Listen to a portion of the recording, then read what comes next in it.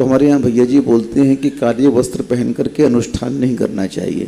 तो हमारे जी काले वस्त्र को इतना दोषयुक्त तो क्यों माना जाता है कि अनुष्ठान में काला वस्त्र के देखो एक रंग के भी कोई ना कोई पैथी है, रंगों का प्रभाव पड़ता है और इसलिए आप चूंकि ग्रस्त जो है कुछ ना कुछ इष्ट चाहता है और काला वस्त्र जो है एनर्जी को शोषण करता है।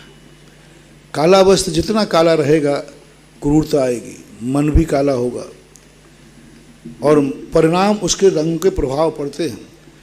कलर पैथी एक बहुत बड़ी पैथी है, प्रत्येक अक्षरों के कलर हैं, रंग हैं।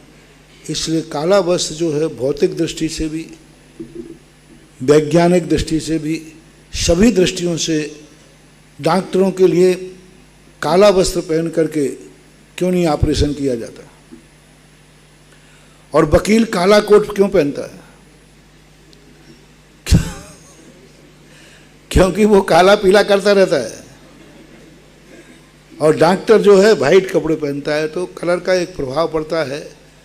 इसलिए काले कलर को धार्मिक अनुष्ठानों में, क्योंकि आपका धार्मिक अनुष्ठान है शुभ के लिए, शगुन के लिए, तो शुभ और शगुन जब करना होता है तो इन कलरों पर विचार करना चाहिए।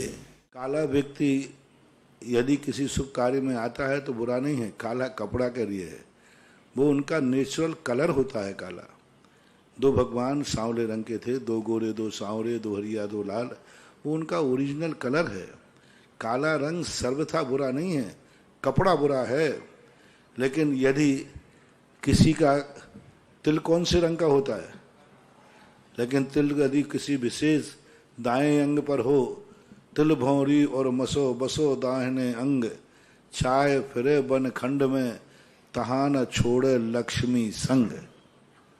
यही तिल जो काला है यदि दाएं अंग में पुरुष के बस जाए तो उसके पीछे वो कुछ भी बन जाए, लक्ष्मी उसके पीछे पीछे घूमती है। स्त्री के बाएं अंग में यदि तिल हो जाए तो उसके पीछे भी लक्ष्मी घूमती है। तो तिल, वो काला रंग एकदम बुरा नहीं है।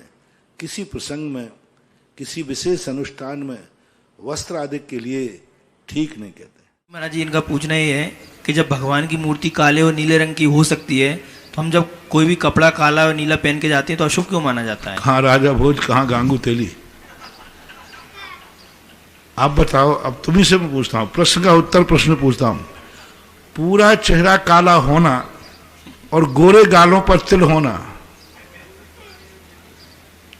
दोनों में से ठीक क्या है? हैं?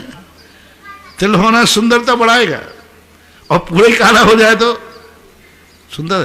तीर्थंकर का काला रंग उनको बहुत सुंदर होता है। उनके कालापन भी ऐसा लगता है आंखें टिकती नहीं है, आंखें भटकती नहीं है, आंखें टिकी की टिकी रह जाती है। तो तीर्थंकर हरे रंग के भी होते हैं, सब रंग के होते हैं। काला रंग सब जगह निषेध नहीं है। भगवान की मूर्ति काले रंग की अशुभ नहीं है। काले रंग का पैंट, अब और दूसरा प्रश्न पूछता हूं, काले रंग का तुम पैंट पहनते हो कि नहीं पहनते हो? और तुम्हें कहीं जाओ और काला झंडा दिखा दिया जाए तो? अब काला पैंट तो पहने हो तो, अब कोई काला झंडा दिखा रहा, अरे भाई काला झंडा अशुभ हो गया, तो कोई कहे काला पैंट पहने है तो? अब काला पैंट पहने हैं तो चलेगा और काला झंडा दिखाए तो नहीं चलेगा। इसी प्रकार से उसका नाम झंडा है, झंडे में काला रंग बेकार है, मूर्ति में बेकार नहीं। जैसे पैंट में काला रंग तुम्हारे लिए बेकार नहीं है, लेकिन कोई काला झंडा दिखाए तो बेकार है। नेता काला पैंट पहने हैं तो उसको अभिनय नहीं लग रहा है, लेकिन झंडा दिखाए तो अभिनय लग रहा है।